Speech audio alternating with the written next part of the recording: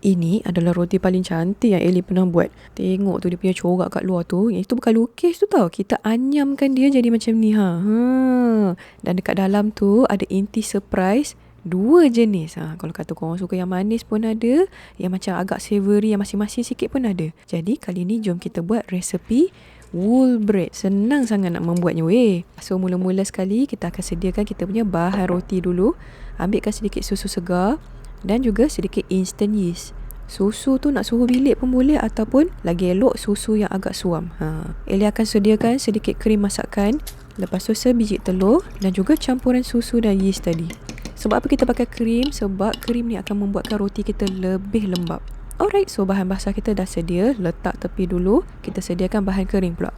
Ambilkan sedikit tepung gandum atau tepung roti. Dan kemudian sedikit garam. Itu je lah bahan kering kita. Kalau katalah korang tak ada mesin campur macam ni, campurkan sahaja menggunakan tangan. Boleh, tak ada masalah. Dan sekarang ni dah ready dah untuk campurkan.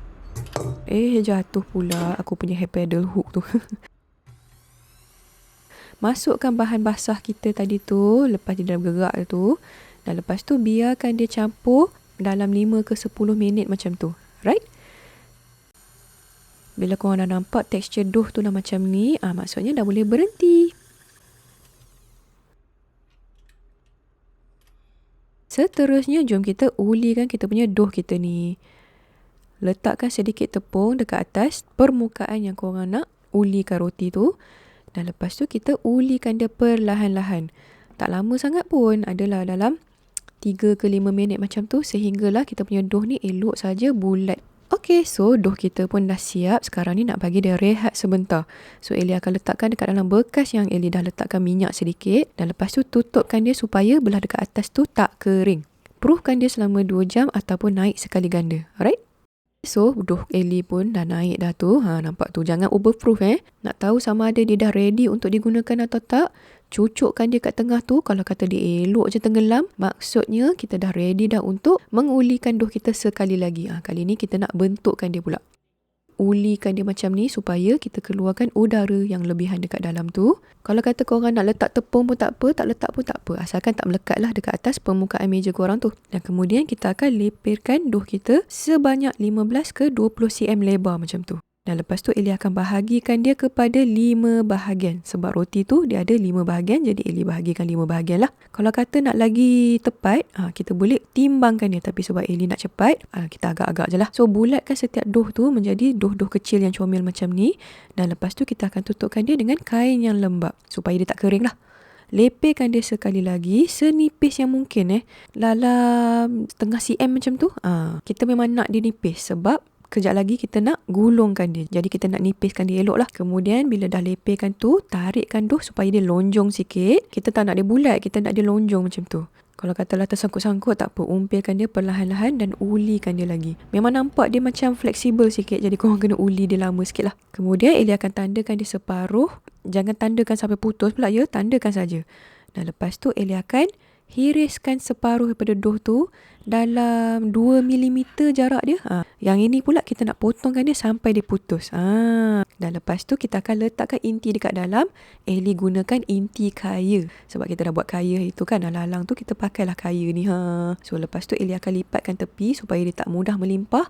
Dan gulungkan dia ke atas kaya kita tu. Perlahan-lahan janganlah nanti korang picit terkeluar pula lah kaya tu ke tepi tu kan. Barulah kita dapat corak wool ataupun corak yang cereweng-cereweng ke. Corak apa nak kata ni? Faham lah Kalau katalah inti korang tu cair macam ni, pastikan letakkan dia jangan terlalu banyak. Sebab apa tau? Macam contohnya kan dekat sini Ellie letak dalam 2 ke 3 sudu besar macam tu. Nampak tu bila nak gulung pun susah. Lepas tu bila kita gulung pun nanti dia senang terkeluar tau. Itu yang tak syok tu. Selain daripada tu, kalau kata korang nak letakkan inti yang kering, macam contohnya kismis ke dekat dalam tu, tak ada masalah kalau kata nak letak lebih sikit. Sebab dia tak melimpah-limpah keluar kan. Kalau kata tak ada dough cutter macam ni, pakai saja pisau yang ada tu. Kali ni pula Ellie akan pakai string cheese. Kalau kata korang nak pakai cheese lain macam mozzarella ke, cheddar ke, tak ada masalah. Pakai saja apa yang korang nak, asalkan inti tu korang suka. Macam biasa, lepas je korang letakkan tu, gulungkan dia perlahan-lahan. Jangan lupa untuk kemaskan sekali tepi dough tu nampak macam relai, tak apa. picit-picitkan perlahan-lahan. Sekarang ni dah ready untuk letakkan dekat dalam bekas bakar kita. So Ellie dah letakkan siap-siap mentega dekat dalam tu, tapi Ellie tak tunjuk lah Dan kita akan susunkan kita punya roti di dalam bekas bakar kita tu. Ellie gunakan bekas 21 cm. Elok besar sikit lah sebab nanti tak muat. Tambah pula nanti bila korang susun ni nanti, kita akan proofkan dia sekali lagi. Bila kita proof nanti dia akan besar. So kali ni kita akan proofkan dia kali kedua selama 1 ke 2 jam. Ataupun bila dia naik, setengah kali ganda macam tu. Tu dia kita punya roti kita. So sekarang ni dah ready dah untuk bakar. Tapi sebelum tu Ellie sarankan sapukan sedikit dengan susu segar untuk dapatkan permukaan golden brown dekat atas tu. Oh ya, oven tu kita panaskan siap-siap pada suhu 175 darjah Celsius. Sekurang-kurangnya 15 minit sebelum bakar lah. Kita akan bakarkan dia pada suhu 175 darjah Celsius selama 25 ke 35 minit. Tak lama sangat pun. Sebab roti tu tak ada tebal sangat kan. Dah siap dah kita punya roti kita. Nampak tu cantik juga kan. Golden brown gitu. Kemudian Ellie akan sapukan sedikit mentega cair dekat atas roti yang panas-panas tu. Barulah nampak dia shining-shining gitu kan. Daripada tadi tu nampak macam pucat lesi je kan. Ini nampak berseri-seri. Ingat muka je nak kena makeup, kenalah letak kosmetik juga dekat roti kita ni. Dan lepas tu umpilkan dia perlahan-lahan sebelum nak keluarkan dia. Dan lepas dia longgar sikit tu, keluarkan saja daripada bekas tu. Cantik kan roti ni kan. Ellie tengok tu kan. Tak sampai hati nak koyakkan roti ni. Tapi yalah nak kena tunjuk lah inti dekat dalam tu kan. Jadi jomlah kita letakkan sayang-sayang tu tepi. Kita koyakkan roti ni. Nak tengok inti apa dekat dalam tu. Salah koyak tu. Koyak dekat situ memang tak keluar apa. Koyakkan dekat tengah-tengah roti setiap segmen tu. Ini adalah inti kaya. Panas-panas lagi nampak tu. Inti cheese kat mana Ellie nak cari pula macam mana lah rupa inti cheese tu. Come on, cheese. Kaya kau. Itulah dia bila letak macam-macam inti dekat dalam ni. Aku dah tak tahu dah kat mana inti aku ni. Okay. Kita koyakkan satu lagi. Itu dia inti cheese kita.